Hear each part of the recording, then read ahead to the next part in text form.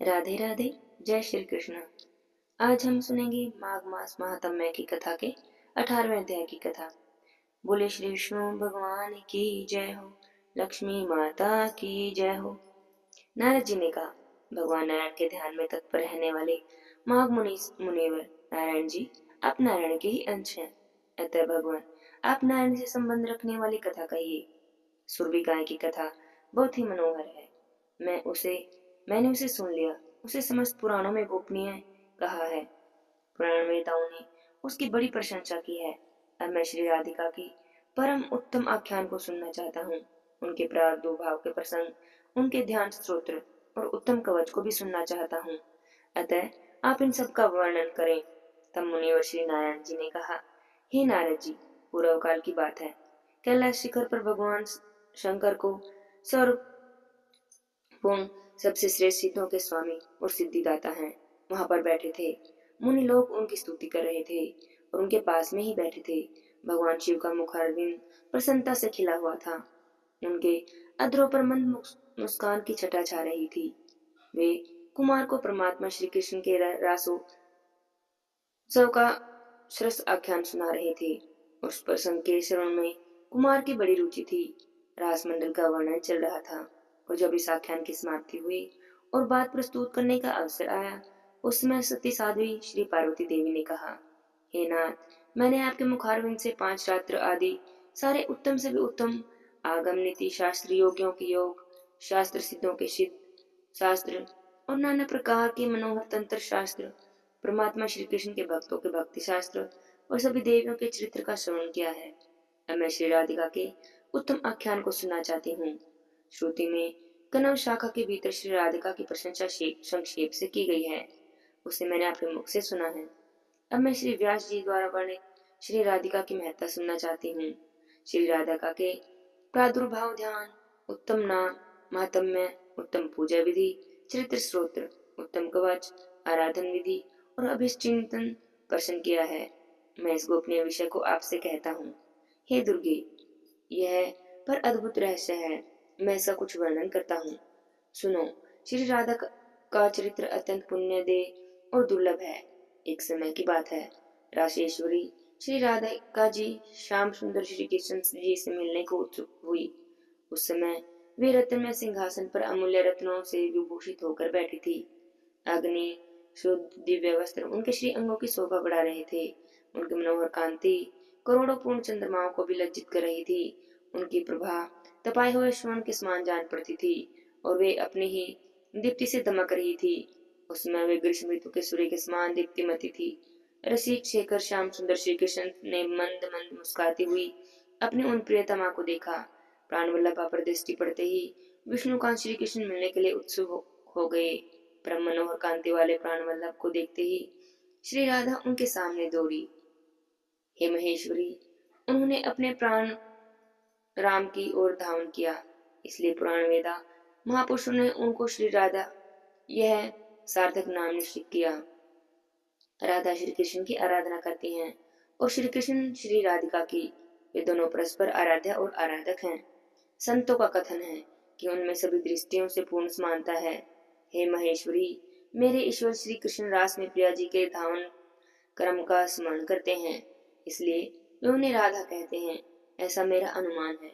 हे दुर्गे, भक्त पुरुष रा इस शब्द के उच्चारण मात्र से परम दुर्लभ मुक्ति को प्राप्त कर लेते हैं और धा इस शब्द के उच्चारण से वह निश्चय ही श्री हरि के चरणों में दौड़कर पहुंच जाते हैं। रा का अर्थ है पाना और धा का अर्थ है निर्वाण।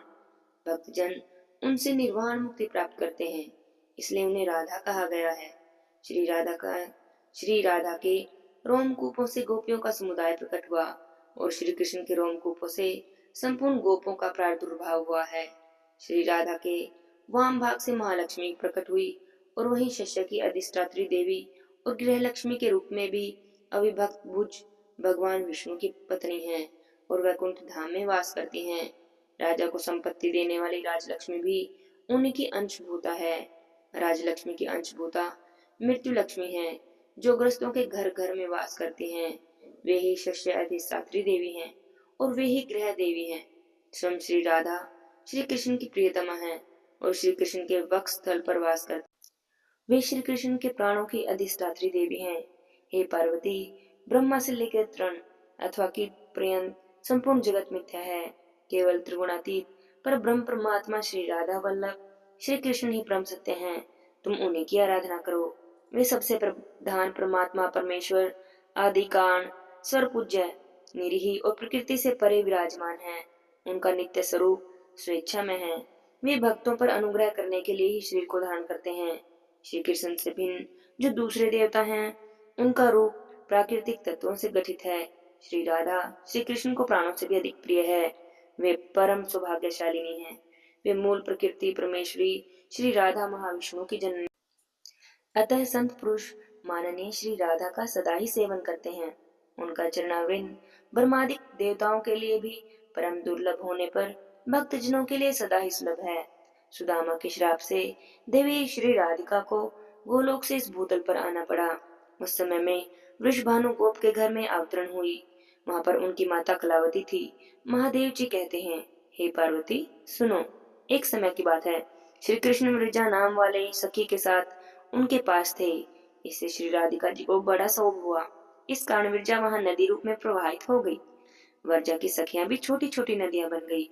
पृथ्वी की बहुत सी नदियां और सातों समुद्र विरजा से उत्पन्न माने गए हैं। श्री राधिका के प्रणय कोप से श्री कृष्ण के पास जाकर उनसे कुछ कठोर शब्द कहे। तब सुदामा ने इसका विरोध किया। इस पर लीला में श्री राधिका ने उसे असुर होने का श्राप दिया। सुदामा ने भी लीला क्रम से ही श्री राधा को मानवीय रूप में प्रकट होने की बात कह दी। सुदामा माता राधा और पिता श्री हरि को प्रणाम करके जब जाने को उदित हुए, तब श्री राधा पुत्र विरह से कातर होकर आंसू बहाने लगी। श्री कृष्ण ने उन्हें समझा बुझाकर शांत किया और उसके शीघ्र ही लौट आने का आश्वासन भी दिया। सुदामा ही तुलसी का स्वामी शंखचूड़ नाम का असुर हुआ, जो मेरे शूल से विदीर्ण होकर शाप मुक्त होकर पुनः गोलोक में चला गया। सती राधा इस वाराह कल्प में गोकुल में अवतरण हुई थी। वे ब्रज में वृषभानु वृष्य की कन्या हुई। वे देवी एवं निज थामा माता के पेट से नहीं जन्मी थी। उनकी माता कलावती ने अपने गर्भ में वायु को धारण किया। उसने योग माया की प्रेरणा से वायु को ही जन्म दिया, परंतु वहां पर स्वेच्छा से श्री राधा प्रकट हो गई। 12 वर्ष बीतने पर उन्हें नूतन यौन में प्रवेश करते देखकर माता पिता ने रायान नाम के विषय के साथ उनका संबंध निश्चित कर दिया।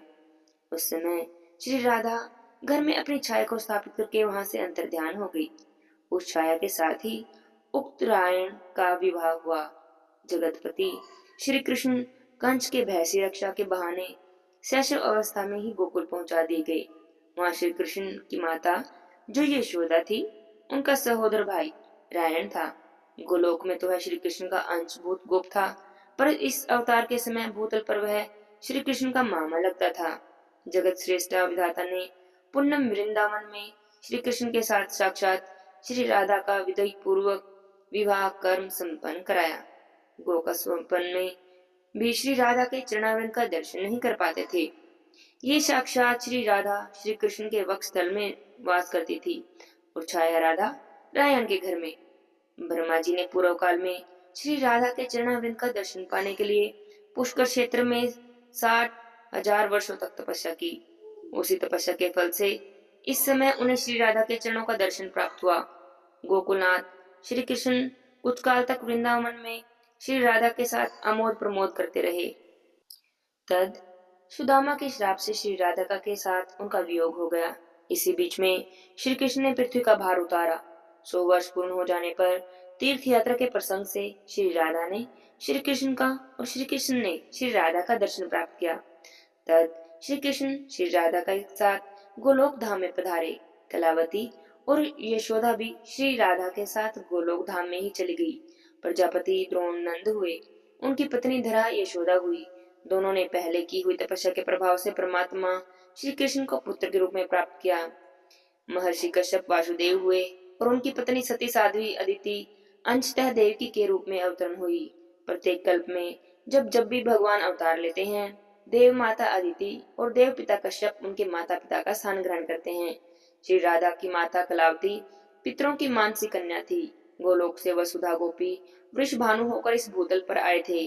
हे दुर्गे, इस प्रकार मैंने श्री राधा का उत्तम आख्यान आपको सुना दिया। यह उत्तम आख्यान संपत्ति प्रदान करने वाला, पापहारी और पुत्र पुत्रों की वृद्धि कराने वाला है। श्री कृष्ण दो रूपों में प्रकट हैं, द्विभुज और चतुर्भुज। चतुर्भुज वैकुंठ धाम में वास करते हैं और द्विभुज श्री कृष्ण गोलोक धाम में। हे देवी, विद्वान पुरुष पहले राधा नाम का उच्चारण करते हैं, उसके बाद श्री कृष्ण के नाम का उच्चारण करते हैं। इस क्रम में उलट फेर करने पर मनुष्य पाप का भागी होता है, इसमें जरा भी संशय नहीं। कार्तिक की पूर्णिमा को गोलोक के रास मंडल में श्री कृष्ण ने श्री राधिका का पूजन किया और महोत्सव बनाया। उत्तम रत्नों की गुटिका में राधा कवच रखकर गोप सहित श्री कृष्ण ने उसे अपने कंठ और दाहिने बाह में धारण किया। भक्ति भाव से ध्यान करके सत्वन किया। फिर मधुसूदन ने श्री राधिका के चबाए हुए तांबुल को लेकर स्वयं खाया। श्री राधा श्री कृष्ण की पूजनीय हैं और भगवान श्री कृष्ण राधा के पूजनीय हैं। वे दोनों एक दूसरे के इष्ट देवता हैं। इनमें भेदभाव करने वाला पुरुष नरक में जाता है। श्री कृष्ण के बाद ब्रह्मा जी ने, मैंने अनंत ने, वासुकी ने, सूर्य और चंद्रमा ने श्री राधा का पूजन किया। उसके बाद देवराज इंद्र, रुद्रगण, मनु, मनुपुत्र देवेंद्र, गण मुनिंदर और संपूर्ण विश्व के लोगों ने श्री राधा की पूजा की। यह सब द्वितीय आवरण के पूजन है। द्वितीय आवरण में सातों द्वीपों के सम्राट सुयज्ञ ने और उनके पुत्र पुत्रों ने और मित्रों ने, भारत ने प्रसन्नता पूर्वक श्री राधा का पूजन किया। उन महाराज को देववश किसी ब्राह्मण ने श्राप दे दिया, जिससे उनका हाथ रोगग्रस्त हो गया। इसी कारण वे मन ही मन बहुत दुखी रहते थे। उनकी राज्य लक्ष्मी छिन गई थी, परंतु श्री राधिका के वर से उन्हें अपना राज्य पुनः प्राप्त हुआ।